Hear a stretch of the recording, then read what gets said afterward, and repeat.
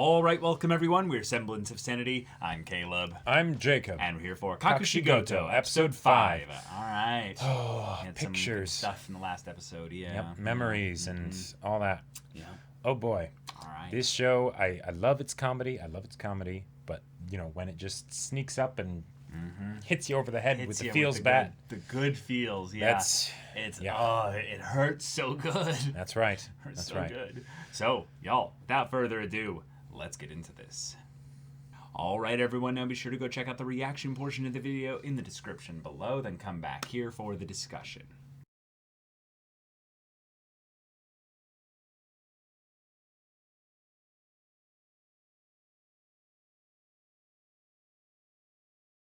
Oh, this episode. Each episode, I just like this show more and more. I know. This episode really feels like one of those ones where when we finished the show, we go back and rewatch this, and it's going to hit way harder. But I can already tell it's going to hit hard. Like, the stuff that they were hinting at, the idea of, one, Kakushigoto just not being there. Just not being around.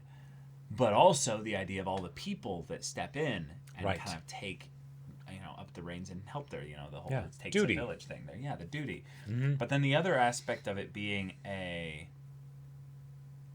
duty that takes him away from her. And the idea that the manga that he is intentionally not sharing in the joy of making with her because his worry that she'll, be corrupted by your... Right, by his lewd drawings. Yes. Is actively, potentially keeping a part of your life separate from her. Well, and potentially hindering the relationship. Because she's only got the one parent. Who knows how long she'll have that. And, of course, Kakushi doesn't realize this, right? No. It's the thing of you don't appreciate the good times until the good times have passed, right? Yep. And you don't know how much you appreciate it. Right, exactly. And he's doing his best to try and give his daughter everything that she needs, right? But when it comes right down to it, the thing that she needs most is her dad. And certain things that he does makes that complicated, right? When it doesn't have to be. Now, it's the antics and the comedy that we get as a result of that are excellent. And in this episode in particular, my God, the comedy was good. Blast! He was destroying just everything he touched. Yep. And then it came down to where he kind of instigated a whole ridiculous scenario with his daughter Hime after getting banished.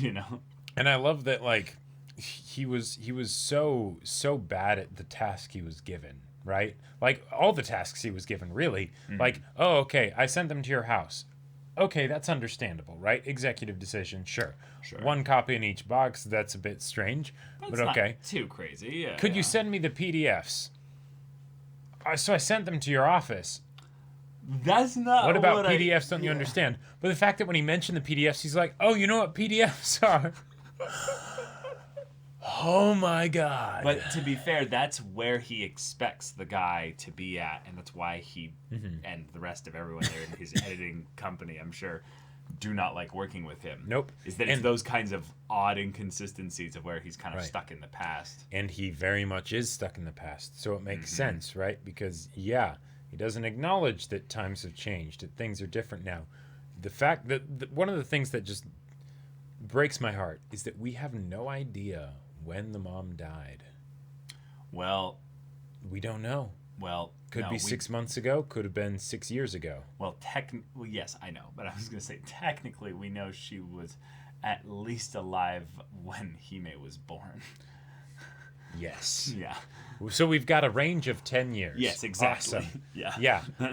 And I would say also that she was alive long enough to make 16 boxes. Yeah, and to get the picture with them at the zoo and all that stuff, right? Yeah. So I would guess personally that she lived till Hime was around 3 or 4.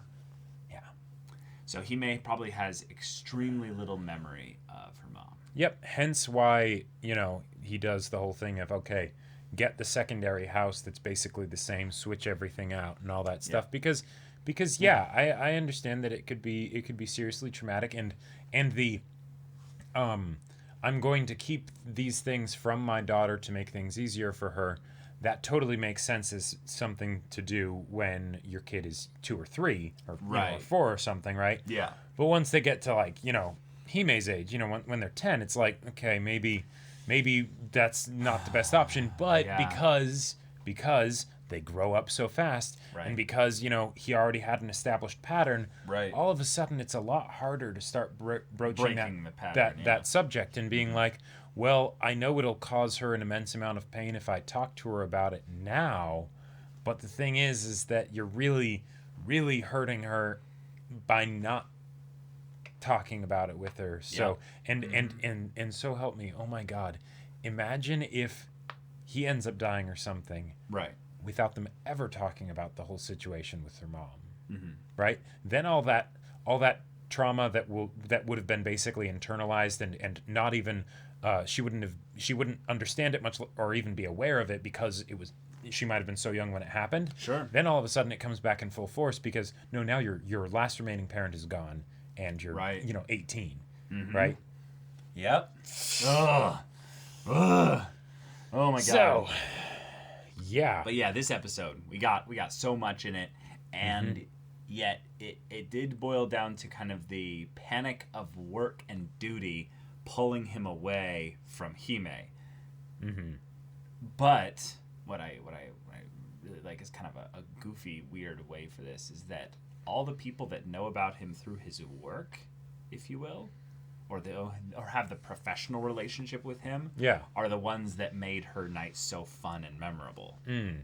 Cool. So in some ways, the worlds still do connect even against his damnedest efforts. Exactly. So it doesn't matter what he does with regards to kind of limiting this from her. This will eventually come all the way around to bless her. In the same way that he left all this stuff for her. Yeah. Because it does seem like he's passed away. Which is, if that's what this story ends up being like by the end of it, because okay, you got plenty of emotional ammunition with just the fact that the mom's dead and they have to figure out how to move on, right? And they can't even manage to necessarily do that fully, right? Nope. But on top of that, if it's like, oh yeah, by the way, let's take away the remaining parent, like oh boy.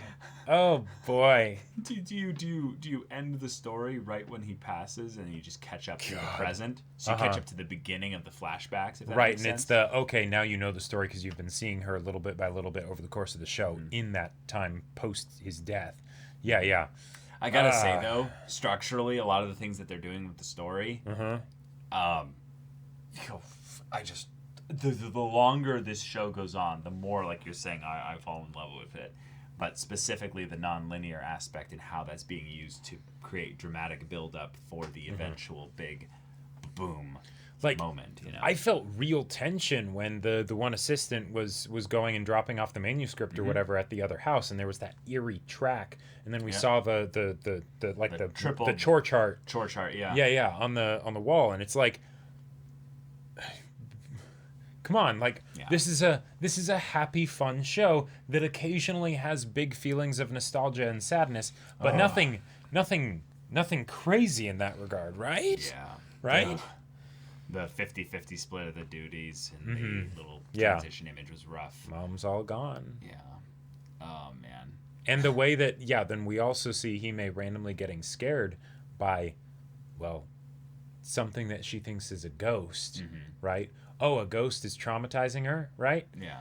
Oh, okay. Yeah, well, she doesn't fully understand. None of the other adults around even realize it's going on, I have to say, there's a couple times in stories that have a visual medium, movies, TV shows, and the like, that will do this, but they'll have some kind of meta little artistic expression within the media itself. So in this case, they're watching TV here, imitating the life of the characters at the moment there. dad gets a gold medal from Hime, and then the person on screen receiving the silver medal is crying, showing that he's, emotionally wrecked inside, getting this sweet little gift from his daughter. But then also, you can tell that because there's this distance here from this is happening somewhere else in some far off, place or whatever. Sure. It's him imagining, not now in some ways. It's like him imagining the far off world where he does force to get silver. Right. But my God. Just the idea of him thinking about the future where he's not with her. And of course he dates it, jeez. But then the thing that we kind of knew already, essentially was that logically the 17 and above boxes would have had to have been from him, and gets confirmed here. But then the idea that it was written in the exact same way, it's his handwriting, and just the way she holds it in the light, it just goes, Dad, and you're just like, nope. Can you not? Can you imagine Jacob being a dad and watching an anime like this? It just, no.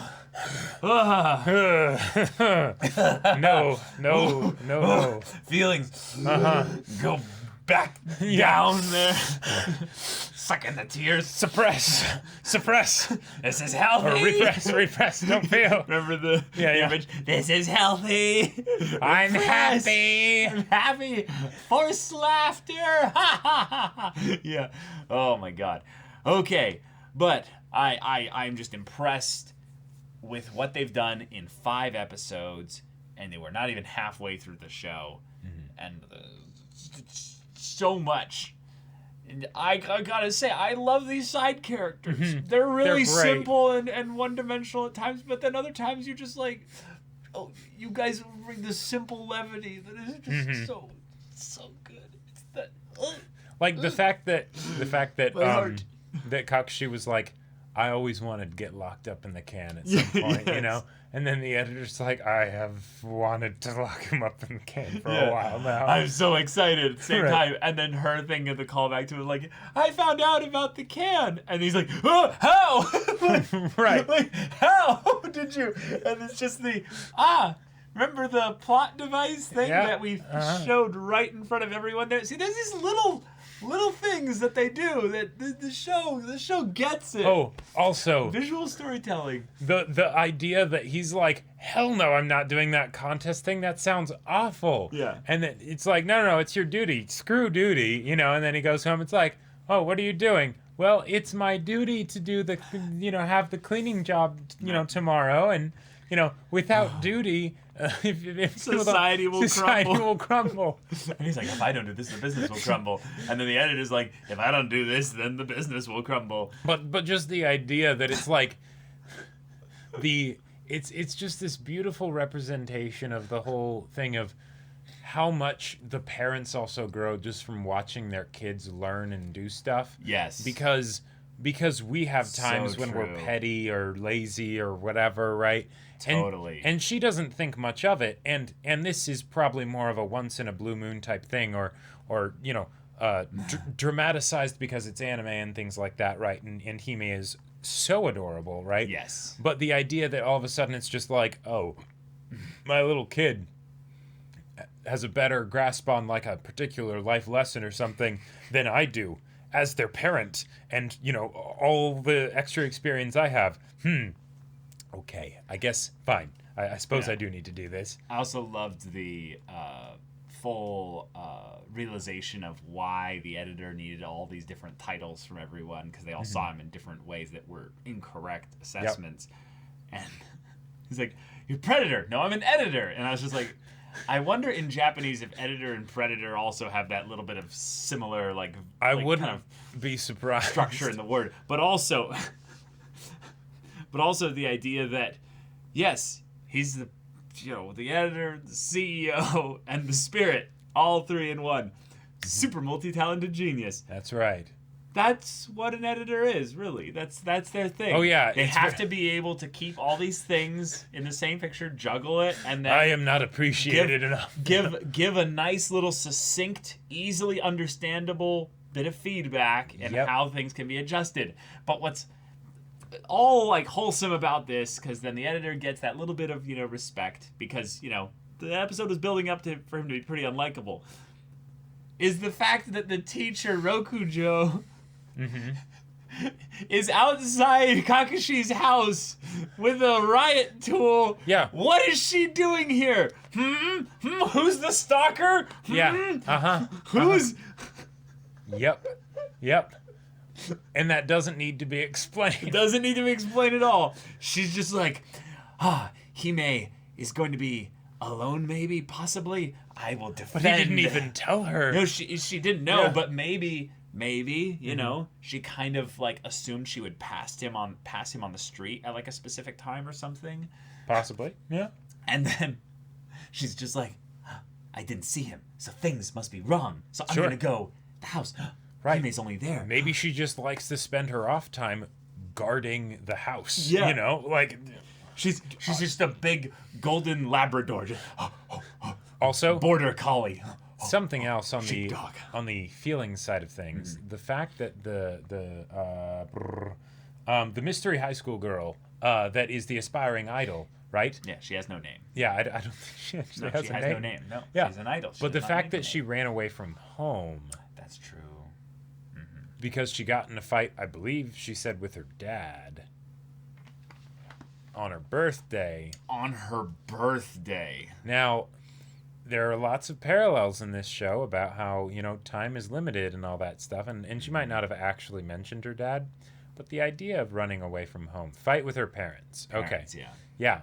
And then this is the problem with dads, right? She ended up making a comment about dads in general after, observing some of the stuff that Kakushi hadn't done.